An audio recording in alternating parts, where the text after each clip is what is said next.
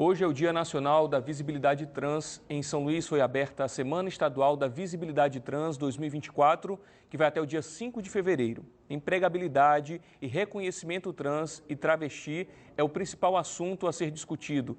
Oportunidade de emprego para as pessoas trans e travestis. Foi a procura de trabalho que Alice esbarrou num dos lados mais cruéis da transfobia. Infelizmente, a nossa sociedade cria um padrão impossível de se alcançar e que as pessoas divergentes da normativa social acabam encontrando problemas para adentrar esse mercado de trabalho tão excludente. Vencer o preconceito para entrar no mercado formal de trabalho ainda é um desafio para a população trans e travestis. A barreira, além de excluir, dificulta o acesso à qualificação profissional. Nós temos várias mulheres trans, travesti capacitadas, professoras, eu tenho amigas minhas, mas assim, a gente está fora do mercado de trabalho. Ainda tem que ter essa quebra de paradigma para que as empresas possam nos contratar, porque nós estamos capacitadas para assumir qualquer vaga no mercado de trabalho. A visibilidade da população trans e travesti, com foco na empregabilidade, movimentou o encontro de hoje, que reuniu organizações de direitos LGBT de todo o estado. Segundo a Comissão da Diversidade Sexual de Gênero da UAB Maranhão, casos de violações de pessoas trans e travestis no estado em relação ao mercado de trabalho são cada vez mais comuns. A comissão ela tem essa atuação de fazer a orientação jurídica e, infelizmente, a nossa comissão ela recebe muitas denúncias de casos que envolvem a LGBTfobia em todas as suas versões. A título de curiosidade, o Maranhão ele ocupa a 6ª posição do estado com maior número de casos de violência letal à população LGBT. Uma realidade para trans e travestis que pode ser ainda mais dura em cidades do interior sob a mancha da violência. O preconceito é horrível, a discriminação, nós somos mortas brutalmente. Um levantamento feito pela Associação Nacional de Travestis e Transsexuais revelou que ano passado 145 pessoas trans foram assassinadas no país. Segundo o relatório, é uma morte a cada 37 horas. Para os grupos de enfrentamento, não basta apenas a evolução de criar vagas de trabalho.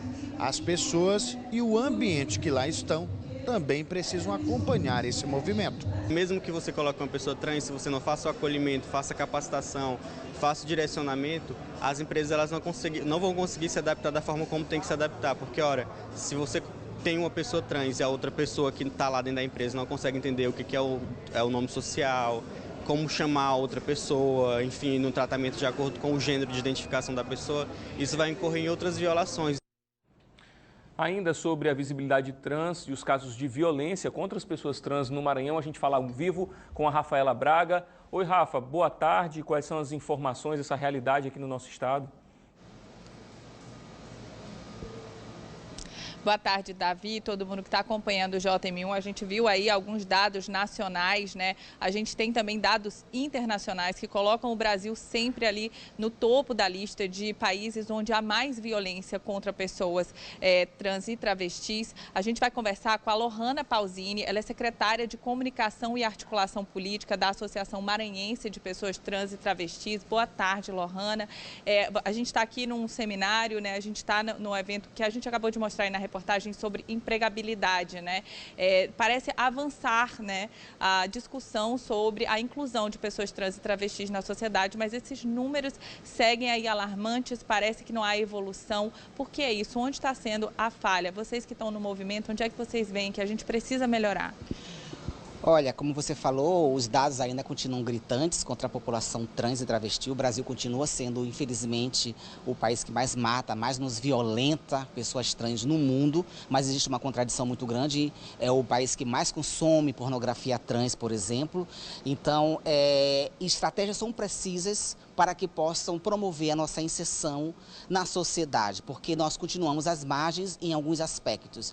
Houve muitos avanços significativos em questão de direitos humanos, mas um deles que precisa avançar é a questão da empregabilidade. O Conselho Estadual LGBT, a qual eu sou conselheira, formulou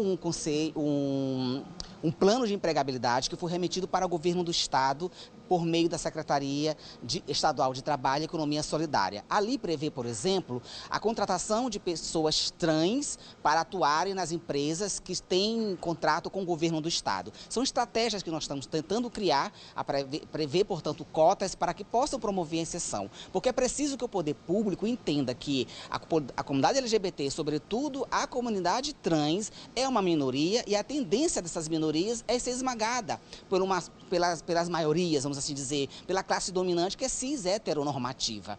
A pauta, dia 29 hoje, é uma data emblemática que fala sobre a visibilidade trans, mas a gente se questiona que tipo de visibilidade nós possuímos na sociedade. Se ela é pejorativa, se ela é positiva e que visibilidade nós queremos ter, né, alcançar. E uma delas é, sem dúvida, estar no mercado de trabalho, porque somos dignas, somos pessoas. Precisamos, hoje o seminário, por exemplo, está sendo debatido via SENAC e Tribunal de Justiça, termo de cooperação técnica que prevê a criação de cursos profissionalizantes para a população LGBT, sobretudo trans, de forma gratuita. É uma forma, é uma estratégia de enfrentar a LGBTfobia e a transfobia no mercado de trabalho. Existe uma transfobia institucionalizada que nos empurra para fora do mercado de trabalho. Então é preciso que exista um diálogo intersetorial entre todas as secretarias, é o que nós estamos fazendo hoje.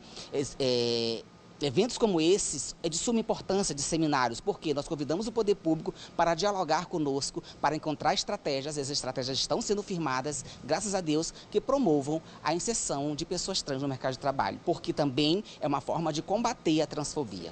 Lohana está dizendo então que esse cenário de crimes violentos, sempre com requintes de crueldade, são sempre crimes ali contra a pessoa por ela ser quem ela é. Esses crimes aí que são graves, eles começam ali num preconceito que parece ofensivo ou no preconceito, por exemplo, no trabalho.